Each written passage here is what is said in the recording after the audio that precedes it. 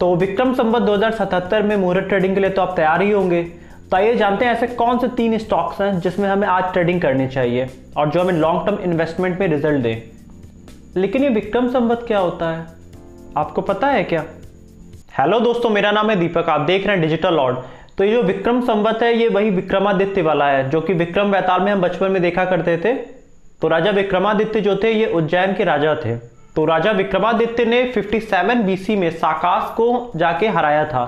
तो वहां के लोगों ने बहुत खुश होकर बोला कि ये विक्रमा एरा है, मतलब ये राजा विक्रमादित्य का एरा आज से स्टार्ट हुआ है। तो ये 57 BC से ये विक्रम एरा बोला जाता है। तो हिंदी कैलेंडर के हिसाब से ये 57 BC से हमारा विक्रम संवत शुरू होता है, मतलब हमारे साल की शुरुआत हम वहां से मानते हैं। तो अगर हम इसे देखेंगे कि हमारा जो इंग्लिश कैलेंडर है ये ग्रेगोरियन कैलेंडर कहा जाता है। तो इसे 57 BC से हम हिंदी कैलेंडर के हिसाब से विक्रम संवत मानते हैं।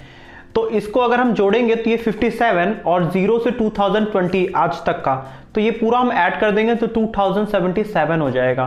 तो यही हमारा विक्रम संवत होता है। और आज भी नेपाल में इसको बहुत ज़्यादा महत्व दिया जाता है। और नेपाल के अगर हम इंडिया में भी देखें तो इंडिया में जो भी बिजनेसमैन्स हैं या जो भी व्यापारी वगैरह हैं वो दिवाली के इसी समय से नया भारत का नया साल शुरू होता है विक्रम संवत, और उसी समय से अपना नया जो खाता बुक होता है या जो अपनी रजिस्टर मेंटेन करते हैं वो इसी समय चेंज करते हैं और नया रजिस्टर से नई शुरुआत करते हैं। तो भारत के ये व्यापारियों के बीच में ये जो संवत है इसे बहुत ही महत्व दिया गया है। और ऐसा कहा जाता है कि लक्ष्मी जी इस दिन बहुत खुश होती हैं और इस दिन से बिजनेस की अगर शुरुआत हम पूरे साल की करते हैं तो उसमें बढ़ोतरी ही होती है। और ऐसा शेयर मार्केट में भी देखा गया है। अभी हम जो ग्राफ अगर देखेंगे इसके कुछ देर में, तो हमारे स्टॉक मार्केट में भी एक मुहूर्त की तरह माना जाता है और इस दिन 1 घंटे के लिए करीब स्टॉक मार्केट ओपन होता है। तो आपको बता दें कि इस साल जो है ये 6:15 से 7:15 बजे तक के लिए आपका आज खुला रहेगा। तो इंडिया में इसकी इतनी ज़्यादा मान्यता है, इसे देखते हुए हमारा जो बॉम्बे स्टॉक एक्सचेंज है ये 1957 से ये हर साल ये स्टॉक हमारे ओपन रहते हैं बाई करने के लिए दिवाली के दिन 1 घंटे के लिए।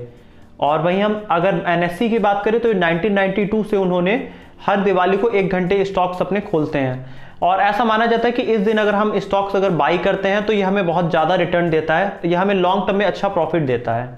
तो ये तो बात हो गई मान्यता की। तो क्या लेकिन डेटा क्या बोलते हैं?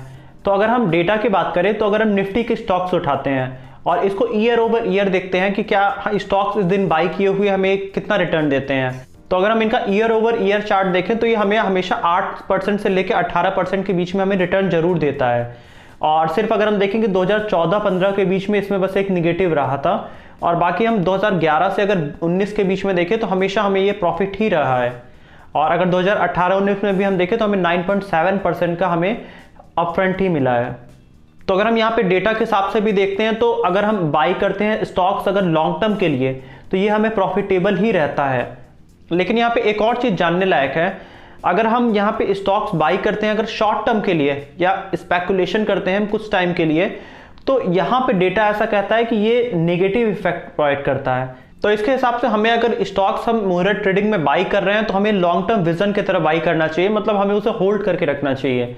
और अगर हम डेटा भी देखेंगे तो लॉन्ग टर्म के शेयर्स हमें काफ़ी अच्छा प्रॉफिट दे रहे हैं, बट अगर हम कोई स्टॉक शॉर्ट टर्म के पर्पस से बाई करेंगे इस दिन तो वो हमें नेगेटिव इफेक्ट देते हैं, ये डेटा ऐसा कहता है। तो आइए जान लेते हैं ऐसे कौन से 3 स्टॉक्स हैं जिसमें हमें जरूर इन्वेस्टमेंट करना चाहिए इस मुहूर्त ट्रेडिंग में। तो यहाँ पे अगर पहले स्टॉक की बात करें तो हिंदुस्तान यूनिलीवर लिमिटेड है जो कि फूड्स, बेवरेज और FMCG के प्रोडक्ट्स बनाती हैं। अगर हम इसका लॉन्ग टर्म का अगर हम ग्राफ देखें 6 मंथ का या 5 ईयर का, तो ये हमेशा पॉजिटिव में ही रहा है। तो अगर हम यहाँ पे एक लॉन्ग टर्म पर्पस के साथ जाना चाहते हैं तो हमें यहाँ पे HUL के ही शेयर जरूर बाई करने चाहिए। तो यहाँ पे अगर हम मुहूर्त ट्रेडिंग के हिसाब से सेकंड अपना शेयर अगर देखें तो वो है इन्फोसिस एक IT कंपनी है और ये बिजनेस कंसल्टिंग देती है और आउटसोर्सिंग करती है सॉफ्टवेयर वगैरह के। तो अगर हम इस कंपनी में देखें तो इनका भी ग्राफ लॉन्ग टर्म का काफ़ी अच्छा रहा है, और अगर आप इनमें लॉन्ग टर्म का इन्वेस्टमेंट करते हैं तो ग्राफ भी ऐसा दिखाता है कि आपको प्रॉफिट ही होगा। और अगर हम वही इन्फोसिस का अगर लॉन्ग टर्म विजन देखें तो इन्फोसिस इस समय क्लाउड में इन्वेस्ट कर रहा है, और ये जो फ्यूचर आ रहा है 2020 से लेकर 30 के बीच में ये क्लाउड का ही रहने वाला है, क्योंकि कोरोना वायरस के बाद ज़्यादा से ज़्यादा कंपनियां क्लाउड पे शिफ्ट हुई हैं और क्लाउड के बिजनेस में बूम आया है। अगर आप कोरोना के टाइम में भी देखें तो इन्फोसिस के शेयर पॉजिटिव में रहे हैं। तो आई थिंक ये शेयर हमारा एक टॉप पिक्स में होना चाहिए। तो वहीं हमारा जो थर्ड स्टॉक होगा वो होगा डॉक्टर रेड्डी लैब्स। अगर आप इसको देखेंगे तो ये इंडियन मल्टीनेशनल फार्मेसी कंपनी है।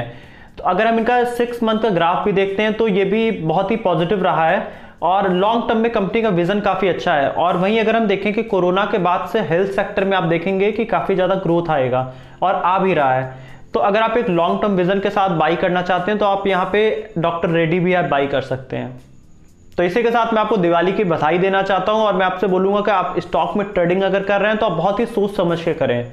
तो इसी के साथ आज के ये 3 स्टॉक्स खत्म होते हैं। अगर आपको वीडियो अच्छी लगी तो आप वीडियो को लाइक कर दीजिएगा और चैनल को सब्सक्राइब कर दीजिएगा, क्योंकि हम ऐसे ही शेयर मार्केट से रिलेटेड अलग अलग न्यूज़ लेके आते हैं। और साथ ही अगर आपको वीडियो की नोटिफिकेशन भी चाहिए तो आप बेल आइकन भी प्रेस कर सकते हैं।